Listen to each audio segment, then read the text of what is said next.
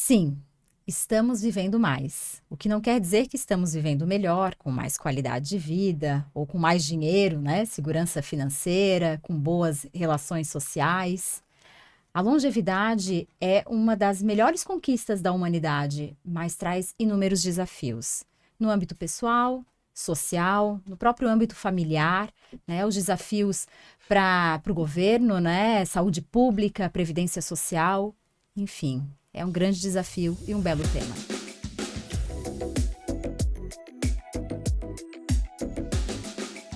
A longevidade, seus desafios e oportunidades no contexto pessoal e social. É com este tema tão complexo e importante que a gente vai encerrar a segunda temporada do Elos Entre Nós.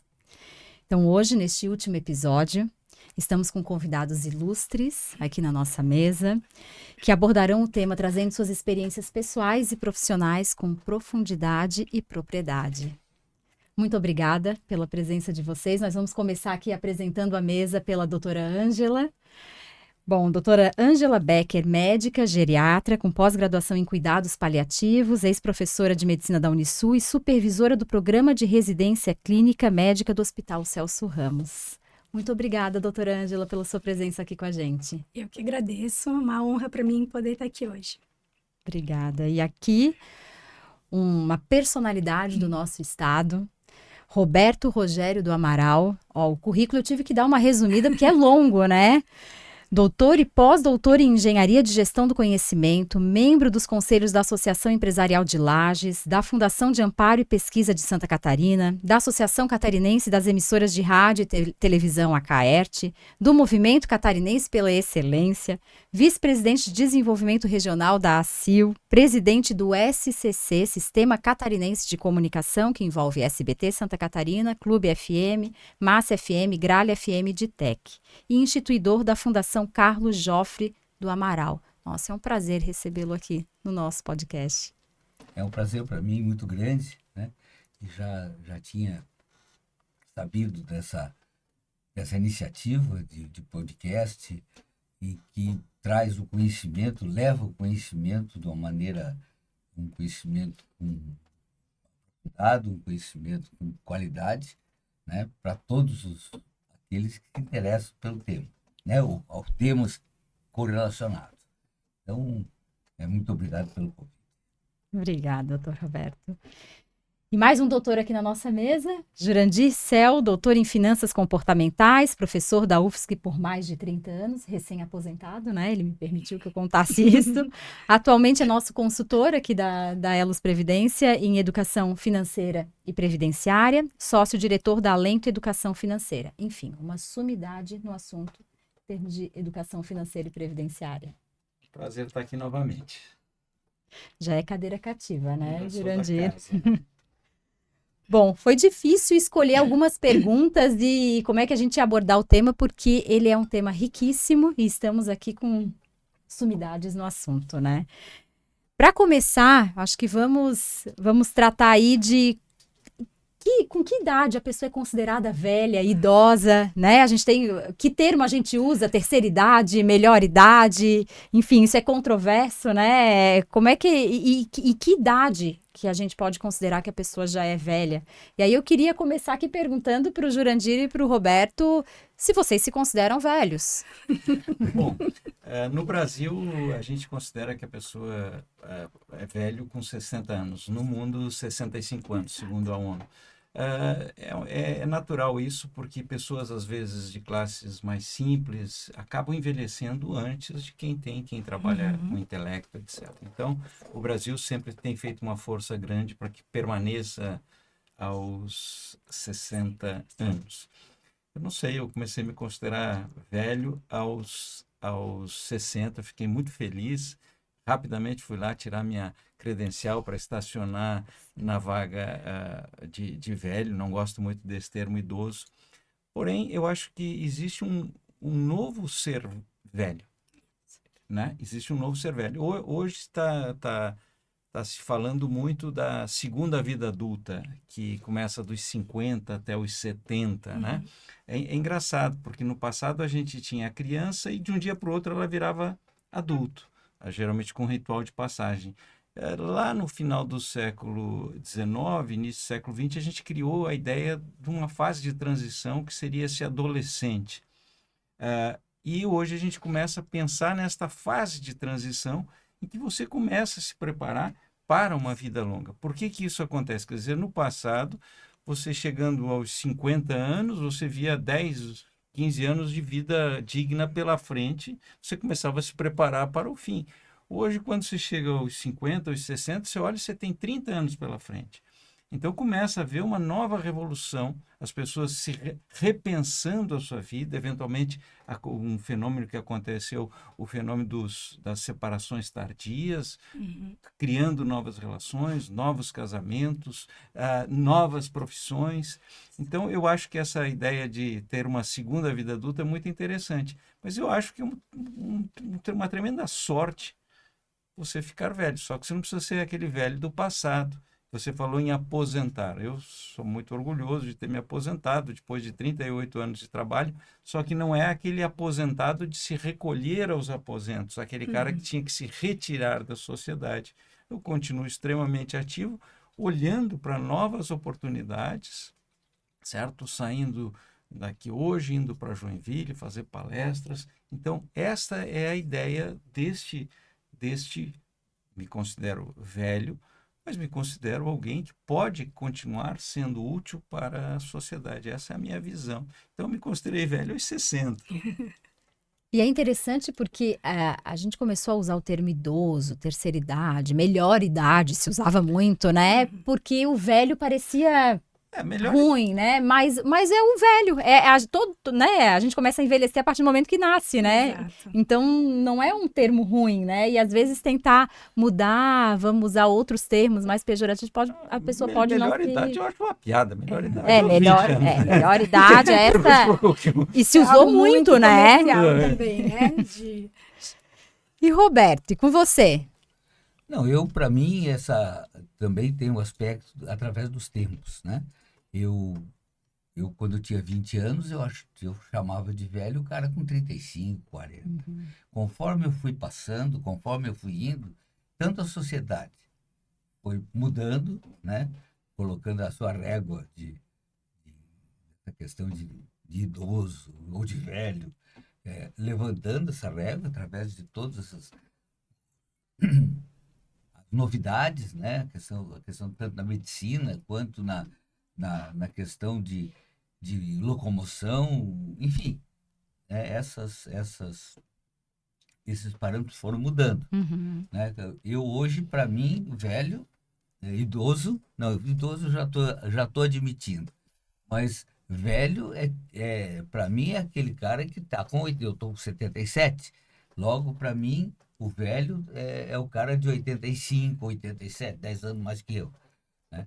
Então, mas já estou começando a colocar o chapéu, né? E isso é bastante importante, porque a gente também tem que se preparar para isso, né? Esse chapéu de velho, ele é pesado e difícil de ser colocado. Doutor, essa preparação, né? Essa consciência, né? Como é que funciona? Porque isso mexe muito, né? Com a saúde mental, né? Dessa população. Eu gosto, assim, de pensar, né? De que, como o Jurandir trouxe, o envelhecer é uma grande oportunidade. A gente não envelhece se a gente morre antes. E isso, sem dúvida, ninguém quer. Então, muitas vezes a gente vê as pessoas preocupadas com envelhecer, não quero ser velho, né? Não quero ficar velho, mas realmente é uma oportunidade. Então, como você trouxe, Vivian, o desafio é a gente se preparar para esse envelhecimento, né? Pensar quanto antes, melhor, em como eu quero viver esse futuro. Porque a gente sabe que uma parte desse envelhecimento futuro cabe a cada um de nós decidir como vai viver, né? Então, tem muitos aspectos em que dependem das nossas escolhas. E eu penso que isso é algo muito interessante para esse preparo do envelhecimento, que não é só um preparo físico, porque o ser humano é um ser humano físico, biológico, né? Mas existe um grande aspecto da nossa vida que transcende o físico e que se relaciona com o social, né? As relações familiares, profissionais e, além disso, ainda os aspectos psicológicos e até espirituais, né? Então, o ser humano é um ser biopsicossocial espiritual e que pensar no envelhecimento, nesse preparo para o envelhecer, ele significa planejar todos esses aspectos de como eu quero viver no futuro, né? Então, como vocês trouxeram, né? O velho não é a partir dos 50, 60, 70 anos, né? Talvez, como o Roberto trouxe, aos 80, ele não se sinta velho, né? É muito de como cada um se sente também. Então, na verdade, desde que a gente é gestado, nosso corpo físico, né? É gestado, o nascimento, as células já começam a envelhecer desde ali, né? Esse processo já foi disparado. Mas a gente, nos primeiros 30 anos de vida ainda, segue uma fase de ascensão, de formação celular, de desenvolvimento dos órgãos, mas a partir dos 30 anos esse processo realmente começa em declínio. Então, é algo fisiológico, é importante a gente entender isso, que o envelhecimento é algo fisiológico, né? É esse processo em que vai diminuindo a reserva, vai diminuindo a capacidade, a agilidade de que os sistemas funcionam, que os órgãos funcionam. Mas a partir dos 30 anos, esse processo já se inicia. Então, não é esperar os 60 anos, né, para eu ser idoso e aí então eu vou começar a preocupar com o meu envelhecimento. Não. Quanto antes eu comece a pensar no que eu quero viver no meu futuro, não só no aspecto físico, né, como trouxe antes, mas também pensando de que esse envelhecimento, essa longevidade é muito mais do que o cuidado com o nosso biológico, mas também os aspectos sociais e psicológicos, espirituais, isso vai nos garantir um envelhecimento mais saudável e ativo, como a gente tem 2 grandes exemplos aqui hoje, né? Isso, até eu ia retomar, inclusive, né, na fala do Jurandir e do Roberto, essa vitalidade, essa força.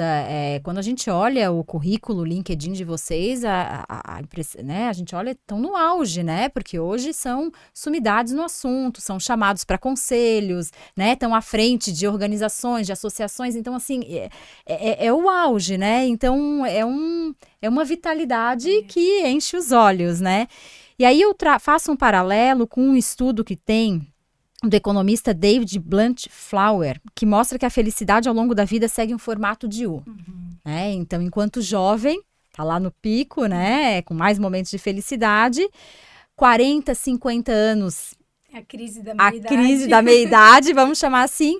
E quando chega ali depois dos 60, 70, 80, tem outro pico, né? Isso é interessante de ver. E a gente vê isso nos dois, né? Eu que convivo um pouco mais com o Jurandir ali nas nossas reuniões semanais, enfim, é uma pessoa cheia de vitalidade, alegre, vendo o lado positivo das coisas, talvez vendo mais propósito nas coisas. Como é que a gente explica, como é que tu observa no dia a dia, né, que como geriatra, observa essa curva U? Tu consegue ver, enxergar isso mesmo?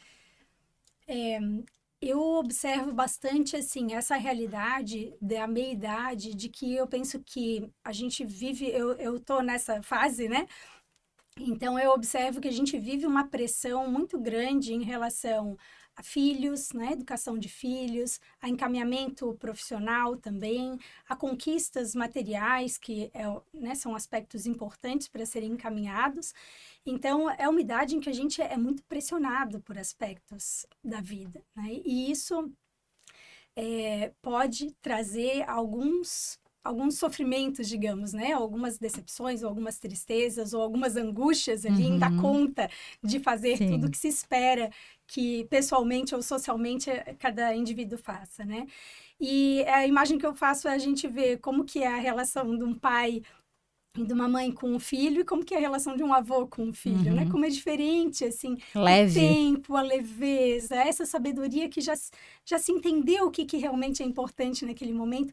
Ali nos 30, 40, 50, a gente ainda não consegue, muitas vezes, enxergar isso que transcende o aspecto físico da vida. Então, esse estudo ele é bastante interessante, porque ele relaciona a felicidade com isso, mas algo que eu tenho aprendido, assim, na minha vida pessoal até, é de que o desafio é a gente encontrar a felicidade vivendo de forma mais consciente em todos os momentos da vida, né? eu gosto muito de uma frase que traz que a felicidade é algo que a vida nos outorga através de pequenas porções de bem.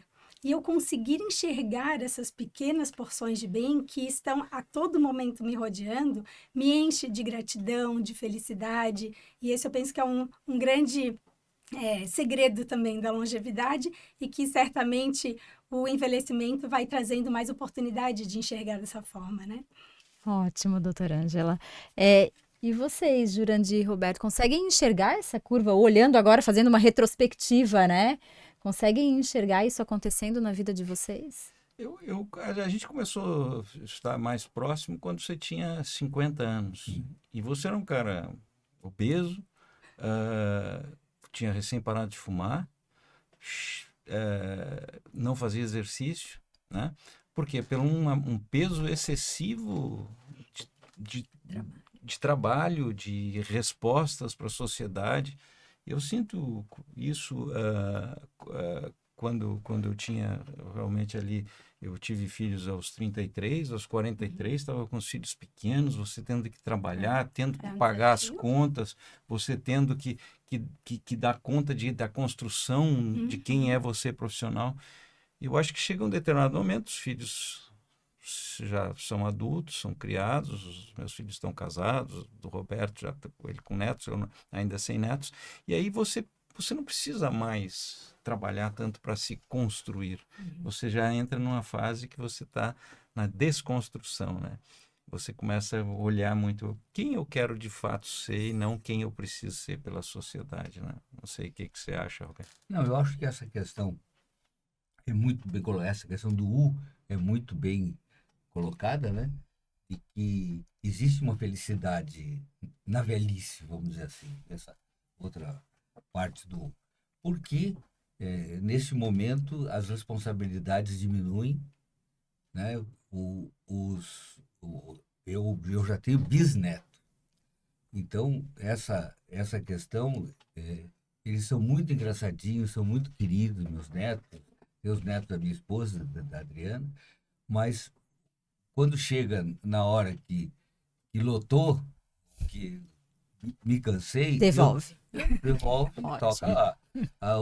Passou dos limites em qualquer circunstância, é problema do pai deles, é problema da mãe deles, é problema do pai deles. E isso nos filhos não acontece, nos netos sim, mas nos filhos não. O filho, até hoje, o problema deles acaba sendo da gente, né? Então, essa questão é bastante... a velhice é bem mais leve, inclusive na questão financeira, né? Eu já faço conta pelo lado virado. Eu penso, puxa, eu vou durar mais 12 anos, 15 anos, assim, puxando, né? Então, eu tenho que me preparar. Eu não vou inventar mais empresa nenhuma, eu não vou comprar mais sítio nenhum, né? Ou entrar em qualquer sociedade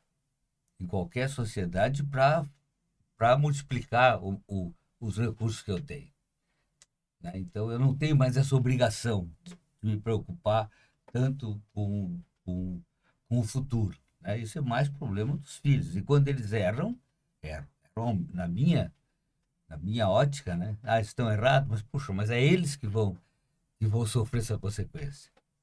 Eu tô num momento que me eximindo de ser, vamos dizer assim, de ter a consequência pro meu lado, né? Nessas alturas eu já estou fora. Então, acho que é um momento muito importante. Sim. A velhice é o nome que se quiser dar, né? Ela tem a sua felicidade também. Perfeito. E o Jurandir começou a fala dele, era para cada um falar de si, mas ele falou do Roberto, né? Desse momento em que, né, você estava com sobrepeso, trabalhando muito. Em que momento... Não era tão assim, Em não. que momento decidiu se cuidar, né? Porque isso é interessante, observando o Instagram de vocês, os dois, né, andam de bicicleta, Jurandir já chegou aqui falando que já fez o Pilates, enfim. Em que momento foi essa virada de chave, né? Em que começa a estabilizar e pensar, eu tenho que cuidar de mim, né? A parte profissional vai ficar um pouquinho, né? Mas Não é prioridade. Eu acho que esse momento é um momento em que você não está passando o bastão, mas você já está na mesma velocidade que os filhos estão para passar o bastão, né? Então, esse momento é um momento que diminui a tua responsabilidade perante a empresa, perante o legado, né? Uhum. Então, essa questão de legado é bastante importante para mim ou para a pessoa da minha idade, né? E porque a gente tem que olhar para trás e ver o que fez para a sociedade, né?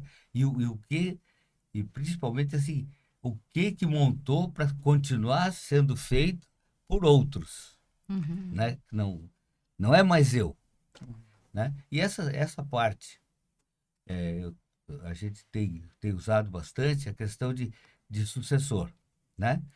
É fácil fazer herdeiros, mas é difícil fazer sucessores, né? Porque eles querem ter a sua marca, seu selo, e a habilidade é propiciar que eles tenham, porque se eu achei isso importante e acho isso importante, cada vez com menos protagonismo meu, porém com o aumento do protagonismo deles, né? Eu tenho os 3 filhos que trabalham comigo. Uhum. Então, esse momento, essa fase da minha vida, ela não pode ser, transportar passarinho, não pode ser nem demais, né? Nem apertar porque mata e nem abrir a mão porque foge.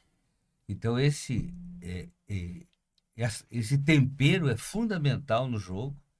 E outra coisa, a pessoa tem que ser agradável também, porque velho ranzinza, né? Não é um velho que não que Afasta as afasta. pessoas. Tem uma história que eu gosto, que uma parente lá do meu pai, ela ficou velha e era uma pessoa muito difícil, né?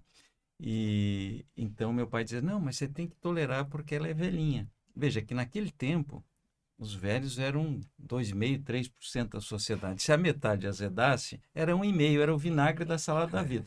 Agora imagina hoje que nós temos 15% de velhos e que logo ali na frente, em 2050, teremos 30% de velhos. Se a metade azedar, você 15%, ninguém vai suportar. Então, o que eu digo muito, se você azedar, você vai ficar sozinho.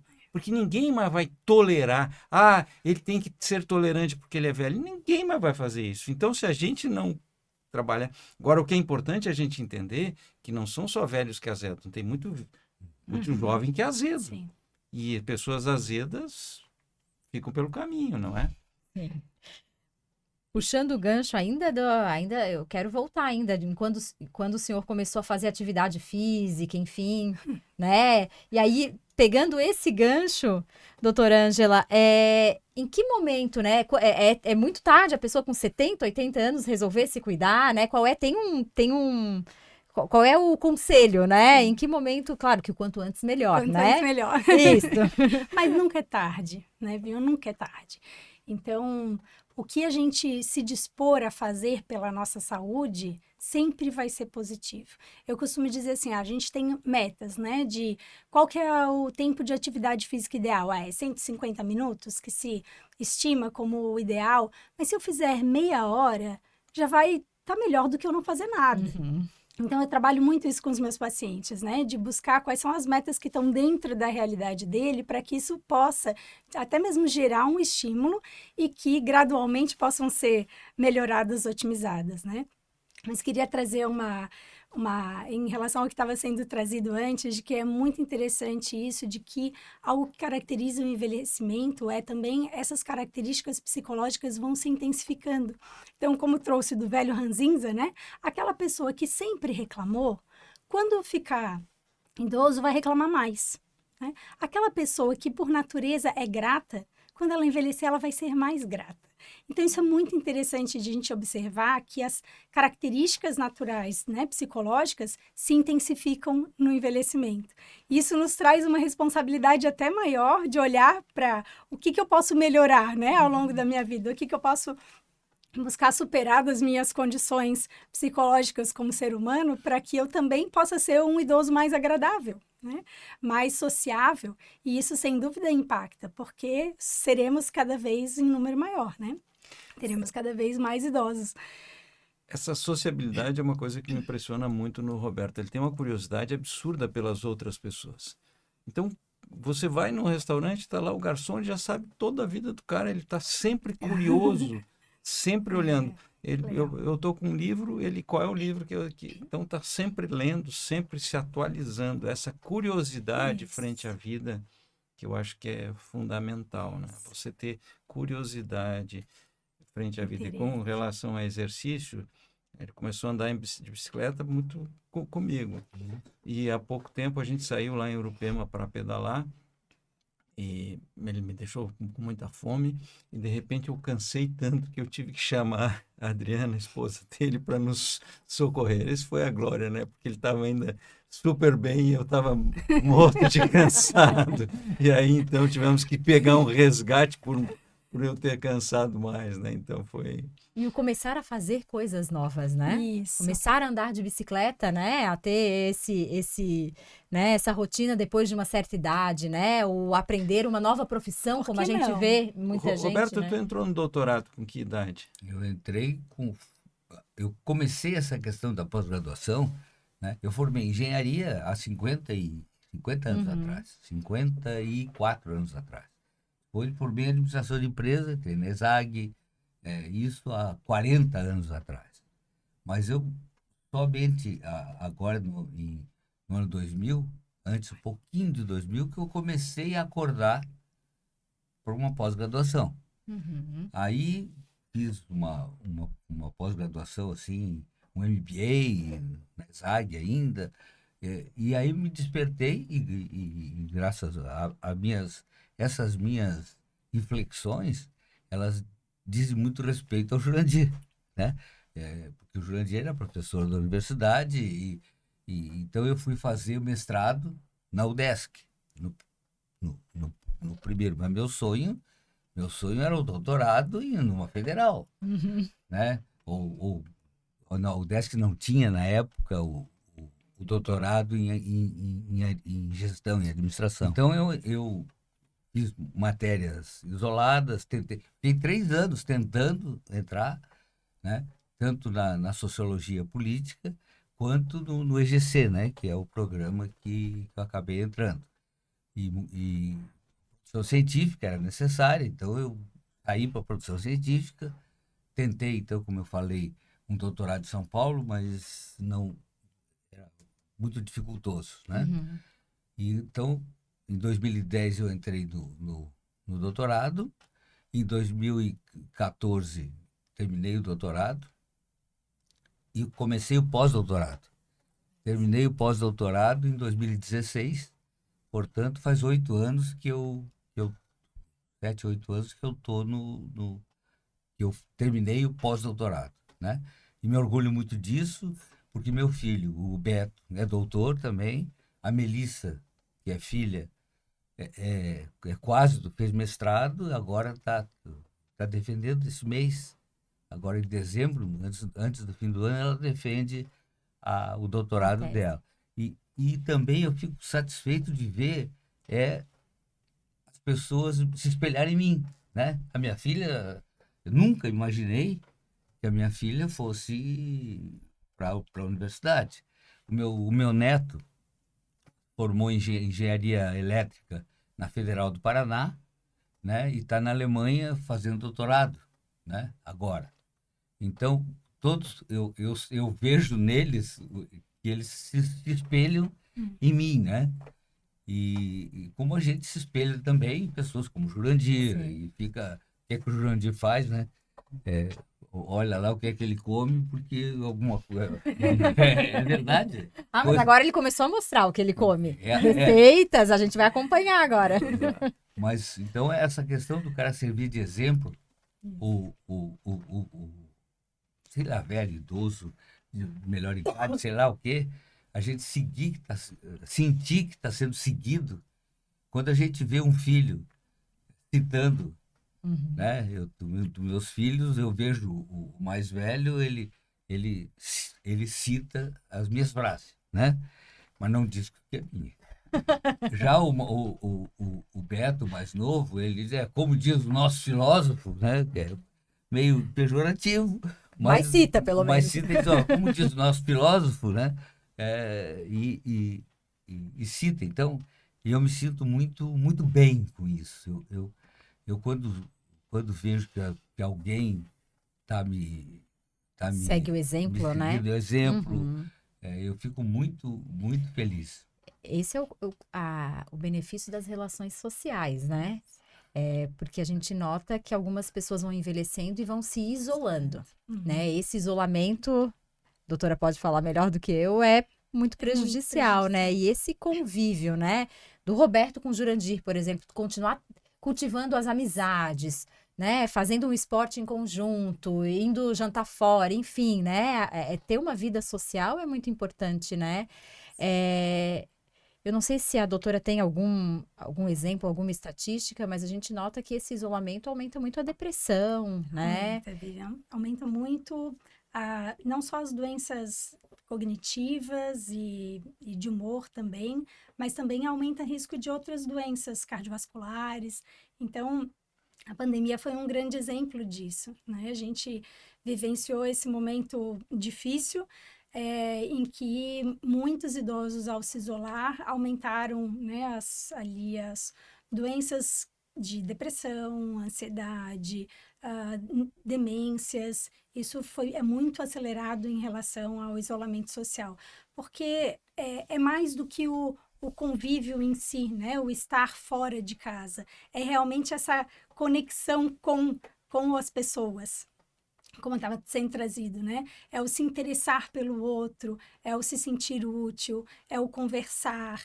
Quando a gente está convivendo, a gente está ativando inúmeras, né, habilidades em que isso tem, sim, uma relação grande com o envelhecimento ativo e saudável também. Esse é um dos pilares do envelhecimento saudável, né? É um dos pilares da medicina do estilo de vida. É um dos pilares de que é um dos grandes exemplos de que a gente extrai também, né, quando observa essas populações que vivem mais tempo, essas conexões sociais é algo bastante importante, né?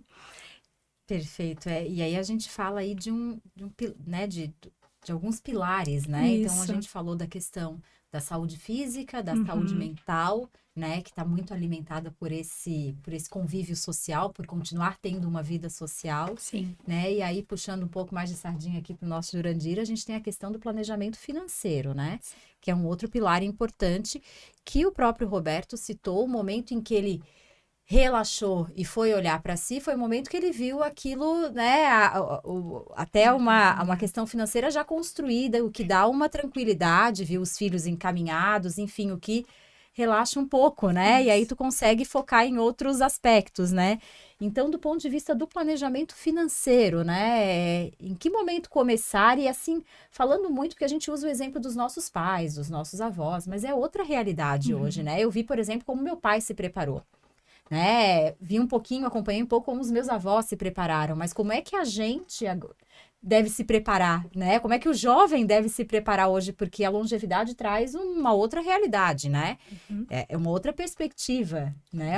Viver até os 90 anos, quem sabe, né? Como a gente se prepara? Bom, se a gente for pensar ao longo da história do Homo sapiens, enquanto éramos caçadores-coletores, você não tinha aposentadoria. Quando você deixava de poder caçar, você virava caça, como os leões, né? Quando vem a agricultura, passou-se a ter um pacto intergeracional de que os pais tentavam deixar alguma herança para os filhos e os filhos assumiam um compromisso tácito de cuidar dos pais velhos. E esse pacto, ele durou muito tempo. Por quê? Porque raramente um pai ficava velho e você tinha muitos filhos, 12, 13, 14, para cuidar desse um ou dois pais que ficavam velhos. Na Alemanha, ali no final do século XIX, se cria o primeiro sistema público de aposentadoria. Era uma época que a expectativa de vida do alemão era de 44 anos e a aposentadoria era aos 70. Quer dizer, era muito difícil você chegar a se aposentar. Mas esse pacto é muito forte ainda na nossa sociedade. A gente ainda acha que os filhos têm que cuidar dos pais. Ainda está muito forte isso. Só que o que acontece? O número de filhos por mulher caiu muito. Quer dizer, desde 2002, o número de filhos por mulher baixou de 2,2, que é a reposição.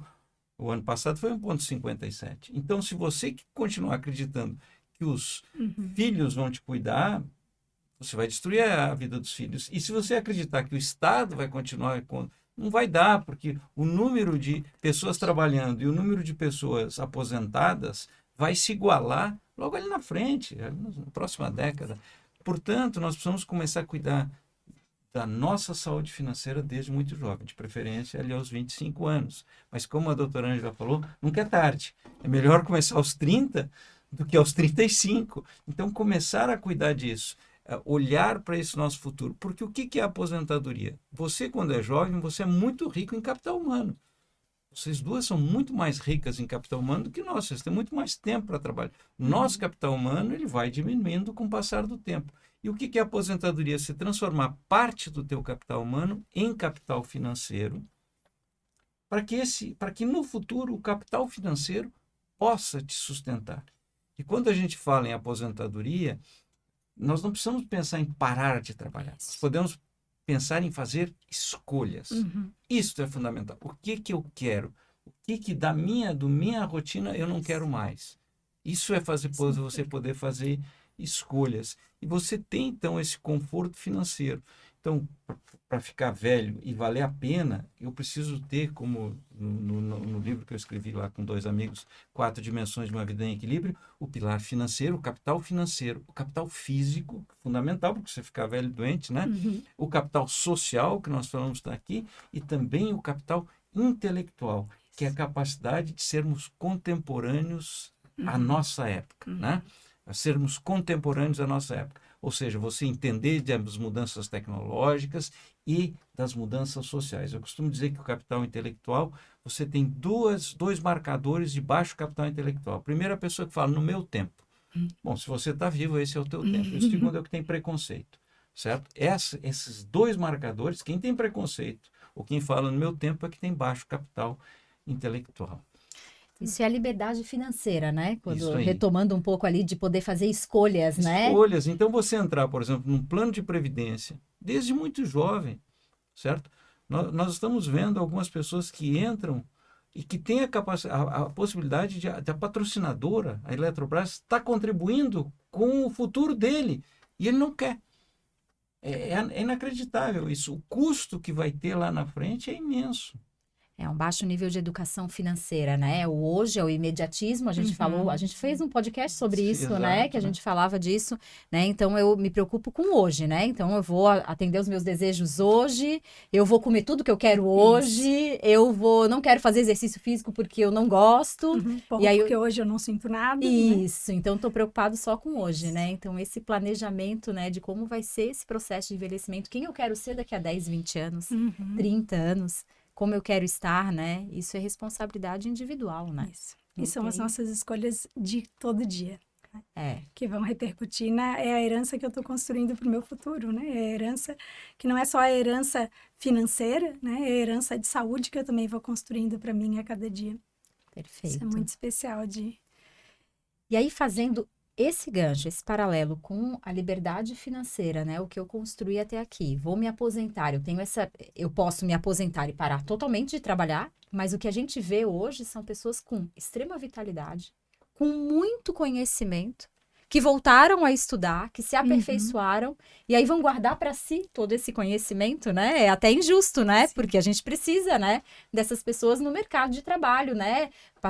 Ensinando os colegas, transferindo esse conhecimento, e aí a gente esbarra numa questão que tem se falado muito, que a gente não podia deixar de abordar aqui, que é o etarismo, né? Que é uma forma de preconceito, né, em que a gente acha que porque a pessoa tem determinada idade, enfim, ela não é mais capaz, ela não tem que estar naquele ambiente, né? E aí eu pergunto para ti, Roberto, que continua aí super ativo, se tu sente esse etarismo, essa segregação, né? E como é que tu continua, né, apesar disso? Não, eu acho que é um assunto pouco falado. Quando se fala em diversidade, eu vejo a minha filha trabalha isso, né, nos conselhos de administração. Ela é a diversidade de gênero. Mas a diversidade também de opções sexuais, a diversidade, todas essas são bem faladas, né? Esses LGBT, esse E do etarismo eu não vejo ser muito falado falado e estudado, né? E dado uma ajuda, um soprinho para esse assunto. E então eu estou acordando para isso, não só porque eu entrei no barco, né? Quando a gente entra no barco, a gente fica mais preocupado com tudo ali, né? Se afundar, afunda o cara junto. Mas, de qualquer forma, o etarismo, ele é uma coisa muito, vamos dizer assim, é muito atual e prejudica muito a sociedade, né? Nós vemos o Trump tem 2 anos mais que eu, o Lula, que é o presidente da República, tem 2 anos mais que eu. Então, por que eu não posso continuar sendo o presidente da minha empresa? Se o cara, esses exemplos que eu tô dizendo de pessoas que aparentemente estão lúcidas, são a própria questão do Lula, né? Casou de novo, com todas as controvérsias em que se fala, não estou entrando nesse aspecto, mas é um exemplo, né? De resiliência, né? E exemplo também que a gente tem que passar para outros, né? Então, veja, o Trump tem 79 anos. O que eu acho que o preconceito ele se manifesta quando alguma classe sai do lugar que a sociedade determinou. Uhum. Quando a mulher estava lá dentro do que a sociedade achava que era o lugar dela, dentro da cozinha, não havia problema da mulher. A hora que a mulher disse, não, para aí, eu quero vir para o trabalho, eu quero vir. Aí começa a ter o preconceito. O negro, a mesma coisa. Quando o negro estava naquilo que a gente considerava, né, lá dentro das cozinhas, trabalhando, quase no regime semi-escravatura, ele disse, não, eu quero vir para a universidade. Aí começa a ter o preconceito. Então, da mesma forma, quando nós velhos, dizendo, para aí, eu não quero me recolher lá né? Ou a mesma coisa quanto o LGBTQIA+, quando ele, no passado, ele tinha que se esconder. Então, se estava escondido, não era problema. Agora, ele disse, não, para aí, eu quero me respeitar, quero me assumir aqui nesse espaço que é meu. Então, nós, quando o velho sai de dentro daquele lugar que era reservado para ele, que era o fundo da casa, o aposento, aí começa... Para aí, mas você está tomando meu emprego? Poxa, mas eu tenho direito. Você está indo para a festa? Sim, mas eu tenho direito também, né? Então, essa é o ponto que o preconceito se manifesta. Então, nós temos que ser, né? E derrubar todos os preconceitos da sociedade. Eu acho que uma das coisas que eu vejo importantes nessa questão é a gente vê as aposentadorias precoces, né? Um coronel da Polícia Militar com 42 anos, 43 anos, ele é aposentado, né? Não só pelo o custo para o Estado, e que efetivamente ele tem o direito, quando entrou naquela carreira, ele sabia as benesses da carreira. Mas eu acho que a sociedade perde muito. Professor da universidade, agora com respeito ao professor Jurandir. O Jurandir agora está com muito mais condições do que ele tinha antes desse podcast, né? Que ele aprendeu também, né? Professor. Mas então eu quero dizer que a universidade, a Polícia Militar, enfim, deveria ter a pessoa deveria continuar trabalhando com outra carga horária, com outras liberdades. O plano de carreira continua, né? Mas assim, respeitando as características, né? Não há quem aguente vamos dizer, alguém que ficou 30, 40 anos lá, o Jurandir ficou 30, quantos anos? 38 anos na universidade, com os alunos ali na frente, fazendo sempre com inovação, mas poderia agora ter uma carga horária bem menor, né?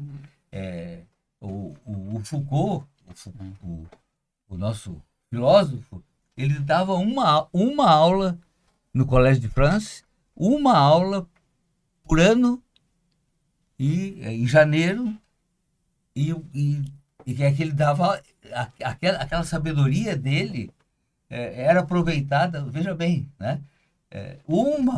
Ele ia uma vez na universidade e ver a revolução que ele fez com seus pensamentos, com seus livros, né? Então eu acho que poderia ser mudado o perfil de trabalho, mas não prescindir do velho, vamos dizer, do sábio. Uma adaptação do mercado de trabalho, né? Para acolher, né? E para a gente continuar usufruindo, né? Da sabedoria dessas pessoas. E valorizando isso, né? Valorizando e adaptando a uma realidade que é, sim, diferente, né? A realidade física de disposição, de atividade de um paciente idoso é, sim, diferente de quando a gente tem 20, 30 anos, né? Então, as características ali não são diferentes e a necessidade, né, ou a disponibilidade para o trabalho não é a mesma, né? Isso é um grande desafio realmente que eu observo. E é algo que no consultório, por exemplo, na prática clínica, eu observo muito isso, esse vazio, né, que está associado com inícios de quadros depressivos, que acontece nessa fase da aposentadoria. Porque primeiro tem uma lua de mel, né, agora eu tenho tempo para fazer tudo que eu sonhei na minha vida, mas depois, justamente que eu atendi essas questões mais, não são mais físicas até, né? Fica um vazio, porque aquela vida tão intensa que a gente dedicou anos, a maior parte dos anos ativos da vida, né? O maior número de horas do meu dia que foi destinado ao trabalho, de repente, de um dia para o outro, não tenho mais.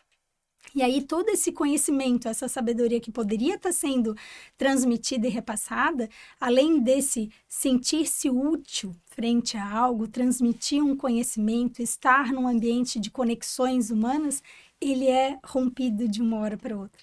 Então, claro, quem tem, né, uma iniciativa privada, tá em um emprego que pode fazer esse ajuste, essa adaptação, essa escolha para como eu vou mudar o meu trabalho, consegue viver muito bem essa fase. Agora, aquele que um dia está com a carga horária full de trabalho e no outro não tem nada, realmente é um momento muito desafiador, né?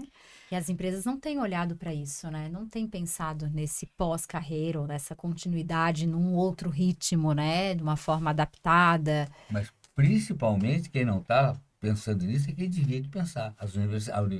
O governo, as universidades. Porque esse profissional, por que ele se aposenta? Estou louco para me aposentar. Porque ele quer ir ver o neto. Ele quer ter tempo, ele né? Quer ter três vezes por mês.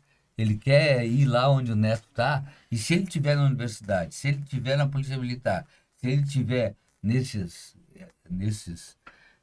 organismos que têm os seus códigos, que não levam em conta essas questões, né? Ele não está sendo cuidado, ele não está sendo cuidado por tudo aquilo que ele fez, pelo legado dele, né? O legado do Jurandir na universidade, em finanças pessoais, é fantástico. Agora, tudo isso poderia fazer com o que fizeram com Michel Foucault. Eu estou dizendo para o professor Jurandir, mas tantos outros, né? E dando nomes, os Cristianos, Neri, todos eles para poderem não ter a rigidez necessária para o jovem professor, né? Disciplina do jovem professor. Deveria ter essa possibilidade de se aproveitar isso, absorver isso, sorver essa sabedoria que apareceu. Trazer isso para o debate, né? Exatamente para mostrar o bem que é para a própria pessoa, né? De não ter essa ruptura tão brusca, né? Um dia trabalhando 40 horas por semana, no outro dia em casa, férias, né? E ninguém pode ficar viajando o tempo inteiro, enfim, é uma ruptura muito grande. E eu vejo que essa ruptura, até olhando, né, um pouco para os meus pais, para os meus sogros, é uma ruptura muito também de relação social, né? Porque no trabalho estão grande parte das nossas relações sociais, né? Dos nossos eventos sociais, né? Então, essa ruptura também causa isso se a pessoa não consegue cultivar essas amizades, não consegue cultivar esse convívio social, né? Então, é um ponto também muito, muito crucial, né? Que é essa ruptura brusca, né? Como a doutora falou. E aí, vou me aproveitar agora do conhecimento do Roberto. De que forma a representação da terceira idade na mídia pode contribuir para mudar alguns estigmas e preconceitos? Eu acho que, primeiramente, eu acho que essa questão do etarismo, né, para mim, primeiro que eu só fui saber o que significava essa história de etarismo há 3, 4 anos atrás. Então, etarismo não, é uma coisa muito nova. Então, a partir do momento em que você leva esse assunto, traz um podcast, traz esse assunto, levamos para a televisão, para as rádios, para falar do etarismo dentro das nossas empresas, né? Eu estava agora mesmo pensando quantos, né? Eu tenho funcionário que há 75 anos trabalha e continua trabalhando, né? O outro lá, 60 e poucos anos de empresa, ele continua trabalhando, mas como? Ele segunda-feira ele não trabalha, na sexta ele não trabalha. Claro que quando ele se aposentou pelo INSS, ele também, e uma das coisas importantes, né? Ele não me comunicou, vamos dizer, eles, né? Não comunicam, ficam bem quietinhos, né? O certo seria, quando ele for se aposentar, vem cá, patrão, sei lá se existe isso ainda, mas olha, eu vou me aposentar, vou receber isso e quero um tempo de serviço menor, também um salário menor. Tem que fazer sentido para a empresa. Então, eu vejo que vários nossos lá, né? Eu trabalho na nossa empresa, tem 85 anos vamos dizer, de história. De fundação. Né? De fundação.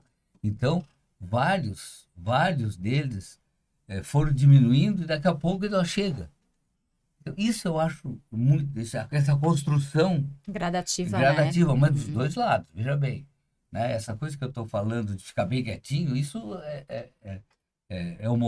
seria o momento de ir diminuindo a carga horária, porque também o impacto financeiro para ele não é menor. É menor, o impacto financeiro é absorvível, né? Então, a mídia pode ajudar muito. Nós podemos ajudar muito, desde que a gente saiba o que está falando, né? Porque nós temos uma tendência a falar daquilo que nós estamos ou passando ou falando. Eu não vejo homens falando da questão de gênero, porque eles estão bem, tá? Não se fala disso.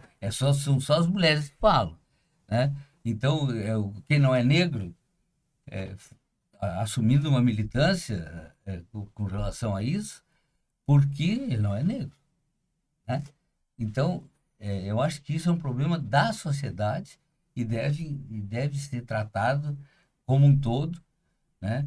Até para a produtividade nossa, vamos ser bem, até pensando na produtividade da sociedade, né? Das empresas, das organizações, né? Porque se isso estiver bem resolvido, nós podemos agregar mais conhecimento, mais valor às empresas pelo fato de elas terem esse pessoal.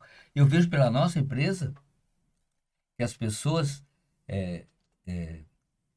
de fora, eles valorizam muito isso. Olha, o Maneca lá tem 75 anos de empresa. 75, né? De empresa. Ah, que coisa maravilhosa. Só que tem que olhar isso de uma maneira um pouco mais holística e não Sim. específica daquele caso ali. Quer complementar, Jurandir? Então a gente vai fazer um intervalinho rápido e aí no próximo bloco a gente volta aí com as considerações finais e eu quero escutar alguns segredinhos aí, se vocês puderem compartilhar com a gente, com os nossos ouvintes.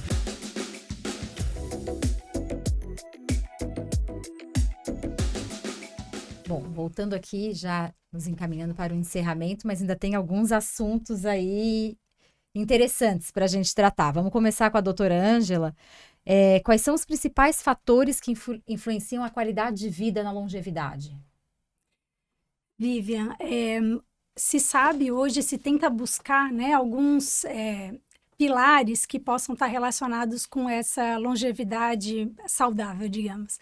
E o que os estudos mostram atualmente é que alguns fatores são, sim, relacionados com o envelhecimento mais saudável naquilo que nos cabe como escolhas, né, como hábitos de vida. Isso é muito importante a gente saber também, porque o nosso envelhecimento ele vai sendo determinado por fatores genéticos que contam, digamos, uns 30% mais ou menos do que a gente vai viver, né, relacionados às doenças e ao nosso envelhecimento. E ainda é algo que a gente não tem um poder, né, de mudança tão grande. Quem sabe para o futuro a gente viva isso de uma forma mais ativa. Mas, por enquanto, essa parte genética, ela contabiliza, digamos, que uns 30%. A gente tem também os fatores ambientais, que influenciam muito na nossa saúde, que são determinados, né, por poluição, por qualidade do ar, por proximidade a qualidade de água, enfim, né, fatores que estão relacionados com o ambiente em que a gente vive, que também contam em torno de uns 30%.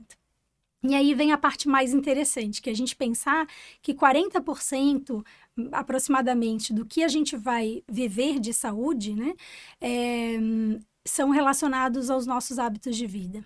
E aí a grande poder que a gente tem de fazer as escolhas, que, como a gente trazia antes, são escolhas que eu preciso fazer no meu dia a dia agora.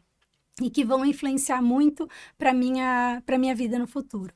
Então, a gente reúne mais ou menos reúne em 6 pilares. Eu vou resumir eles aqui. O primeiro seria, não trazendo em ordem de prioridade, mas um dos pilares seria a parte de atividade. A gente hoje traz como um hábito saudável praticar em torno de 150 minutos de atividade física por semana, né? Que podem ser divididos de algumas formas ao longo dos dias, mas se sabe também que uma vida ativa, um movimento, né? Principalmente os movimentos diários do ir ao mercado a pé, subir escada em vez de subir o elevador, isso também, a jardinagem, os trabalhos de casa. Isso também são movimentos que trazem um grande benefício para a saúde, em relação a essa parte de atividade, né? Um outro pilar é, sem dúvida, o da alimentação. Esses são os pilares que a gente sabe, mas que quão difícil é a gente mudar esses hábitos. Então, o pilar da alimentação, o que se tem de mais evidência atualmente é o que a gente chama da dieta mediterrânea, né? E o que a gente observa é que são dietas também ricas em cereais, em frutas, em vegetais, em gorduras saudáveis, digamos, né? Eu não vou entrar nesse contexto todo, sem um consumo grande de carnes. E essa dieta é uma dieta que se considera, né, favorável em relação à longevidade.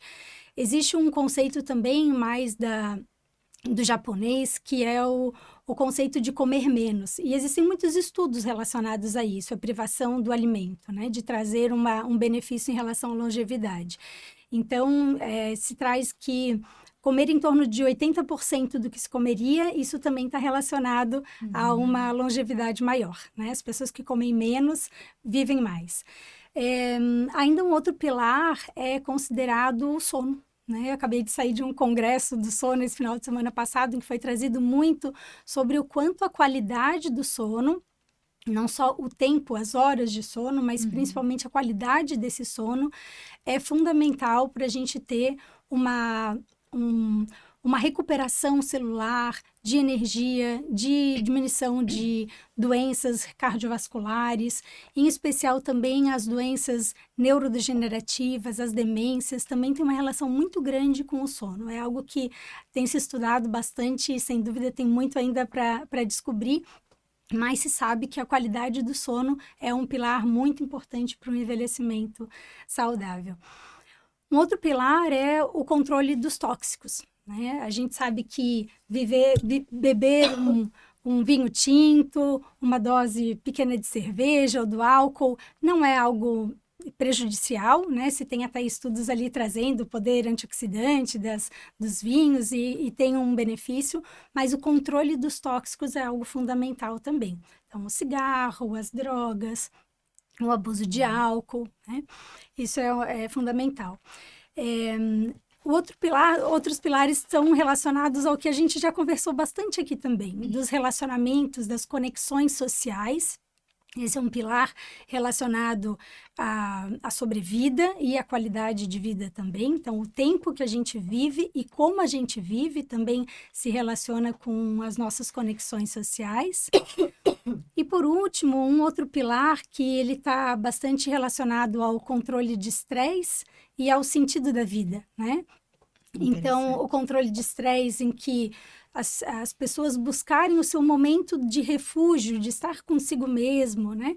De controlar a ansiedade, de elevar os pensamentos, de cultivar a gratidão, de poder diminuir o cortisol, né? Seja um cochilo, como muitos povos têm esse hábito de tirar um cochilo, a pausa na hora da refeição.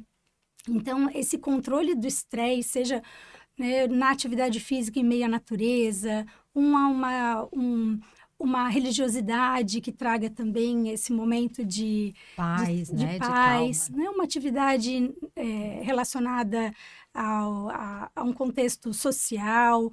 Então, isso traz esse controle de gerenciamento de estresse que é muito importante também. E relacionado a ele, né, também esse propósito de vida que a gente tem, que a gente tanto conversou aqui, o interesse pelo outro, o interesse pela vida, o querer aprender, o querer se superar, fazer melhor. Então, esse plano de vida, né, isso é algo que se observa muito lá nos centenários de Okinawa, no Japão, que é uma dessas populações de longevos também, se vê que eles têm o Ikigai, né? Ou seja, qual que é a minha razão de viver? Por que eu estou acordando hoje? Por que eu quero me levantar? O que eu tenho para fazer? Qual que é o meu objetivo de vida, que pode ser hoje, né? Mas que pode também ser grandes objetivos que eu tenho para a minha vida. Então, isso traz um sentido maior que me estimula a viver.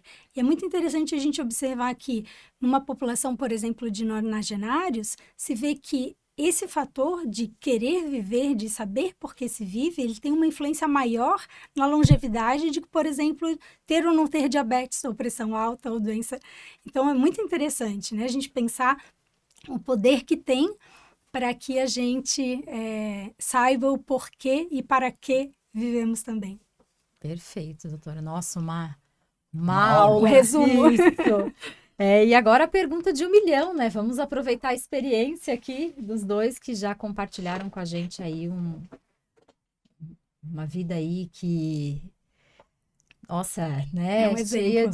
Cheia de exemplos e como a gente gostaria de chegar lá como vocês, né? Então, se vocês puderem compartilhar com a gente qual é o segredo de vocês, né? O que se pudessem pontuar, algo que sobressai, né? Por que hoje eu tô assim, né? O que vocês poderiam ressaltar pra gente?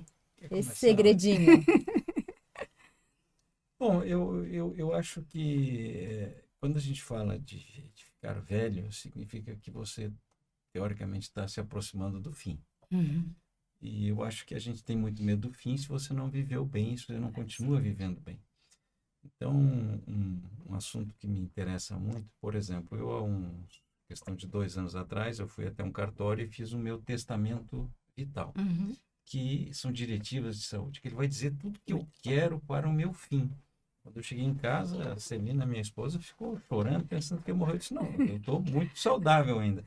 Quero viver mais uns 30, mas eu quero saber o limite. Então, lá está dito, eu não quero ser entubado no momento final, certo? Eu não quero ser ressuscitado.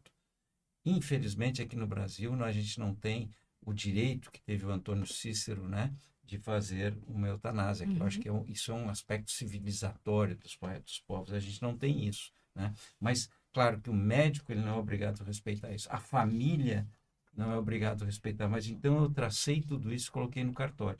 Inclusive, disse, se a família tiver conflito, quem que vai dirimir esse conflito? Então, eu disse, olha, quem vai dirimir esse conflito é minha filha. Não porque eu tenho a preferência por ela, mas porque eu acho que ela ela é mais racional aqui. Então, coloquei tudo isso. Inclusive, disse o seguinte, olha, após a minha morte, eu quero ser cremado, certo? E quero que a despedida seja rápida. Está tudo isso escrito lá. Por quê? Porque é pensar no fim. Eu gosto muito da música do Gil, né? Não tenho medo da morte, mas tenho medo de morrer, né? É difícil, né? A doutora deve saber como é difícil. Mas o fim, se a gente viveu bem, se a gente continua vivendo, o fim é tranquilo, né? Ele é apenas uma passagem. Tem gente que acha que tem outra. Eu descarto essa possibilidade. Então, eu acho que a gente tem que viver bem essa vida daqui, né?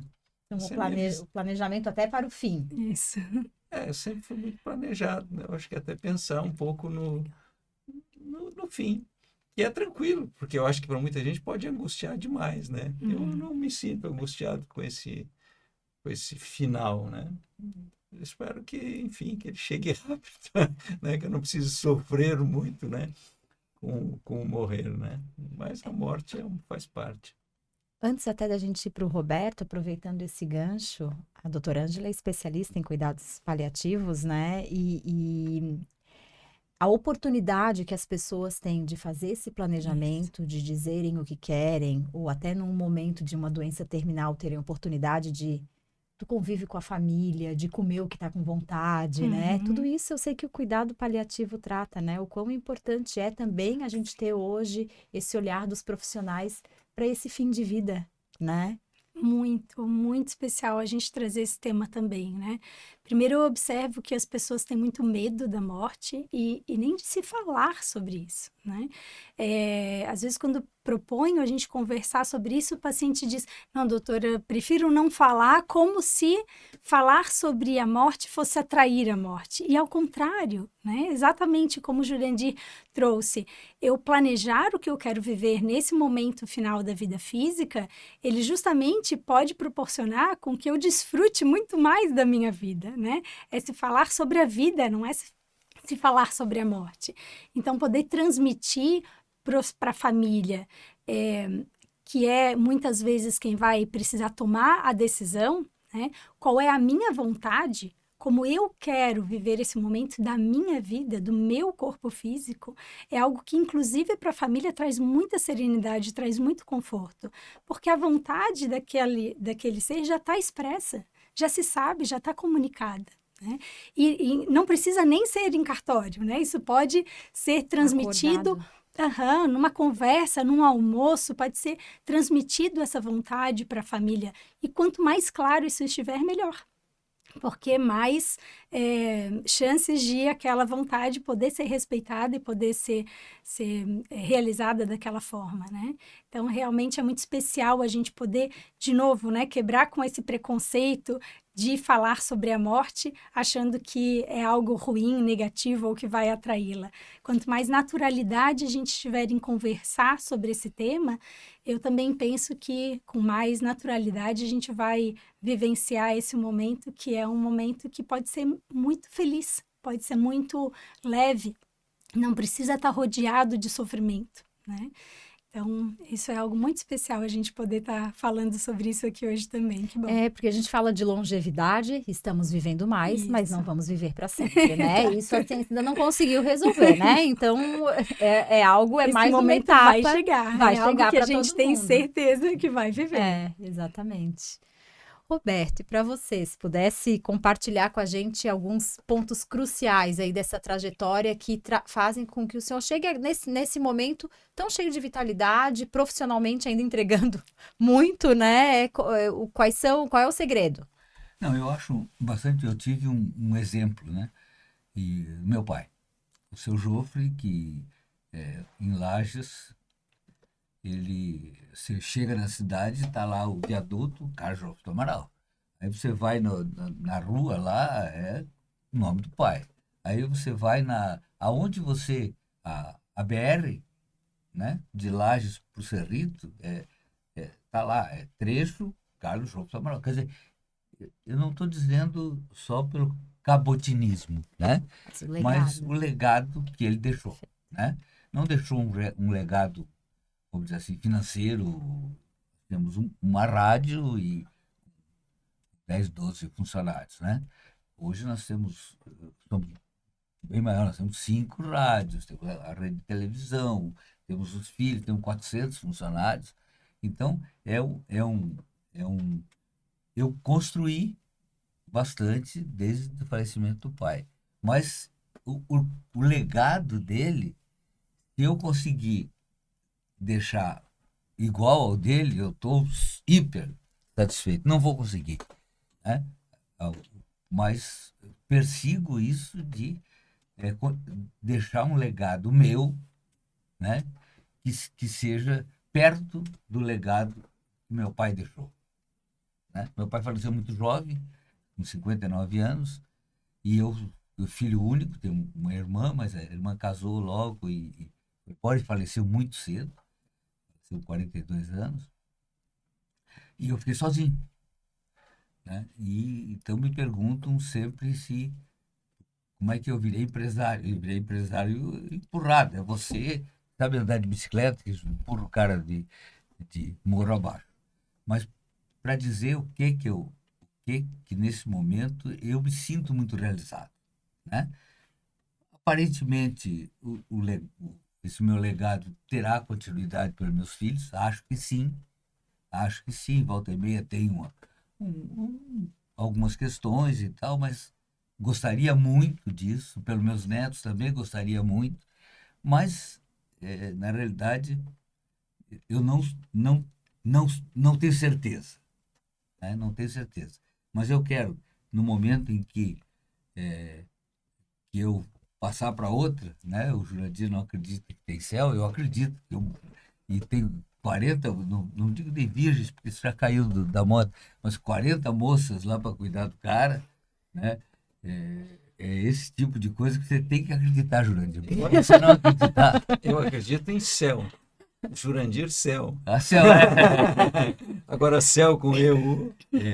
Então, eu acredito que tem uma coisa muito melhor, né? Estamos esperando lá, festa, né? Porque é uma boa que isso aconteça, né? Eu tenho que acreditar piamente nisso, para tornar essa minha passagem mais para um lugar melhor, né? E não para a finitude. Sim. Então, legado é o que te motiva. Me motiva o legado. Eu andar na minha cidade, eu comprar. Eu ando na minha cidade sem dinheiro. Eu pego as coisas e digo, depois passa lá na rádio para pagar. Então, isso me é muito gratificante, Uhum. né? Não ter inimigos, não ter... enfim, eu acho que esse fim de vida meu, ele é muito gratificante para mim, né? Se tudo continuar mais ou menos como está. Mas acredito que tem coisa melhor lá em cima e eu tô torcendo para isso. Mas não estou com vontade de ir. Não, aqui ninguém quer antecipar essa. Eu sei que tem, que é muito melhor, mas... Não tem pressa. Não tenho pressa. Isso. Se quiserem ir, furar a fila, sem problema nenhum. Perfeito. Nossa, foi um bate-papo muito gostoso. Eu agradeço demais vocês terem compartilhado experiências pessoais, profissionais. Vamos compartilhar com os nossos ouvintes e telespectadores também as redes sociais de vocês, porque eu acho que o que vocês produzem de conteúdo e têm a compartilhar com todos é é essencial, quem gosta desse tema, né? É muito interessante. Convido também a todos para seguirem Elos Previdência nas redes sociais. Os nossos episódios de podcast estão disponíveis no nosso canal do YouTube e também nas principais plataformas de streaming. E iniciando aí o ano de 2025, né? Eu desejo que todos possam olhar um pouco com carinho, né? Um pouco mais para esse planejamento, né? De vida, né? Tanto no âmbito financeiro, de saúde, profissional, de continuidade, de legado, né? Que 2025 seja especial para que todos possam se olhar um pouco mais, se conhecer um pouco mais e conseguir fazer esse planejamento tão importante, né? Como a gente conversou aqui. Muito obrigada pela participação. Acredito que o conteúdo não se esgota em um episódio. Talvez teremos aí outros, né, para tratar do tema. E muito obrigada. Obrigado. Muito obrigada.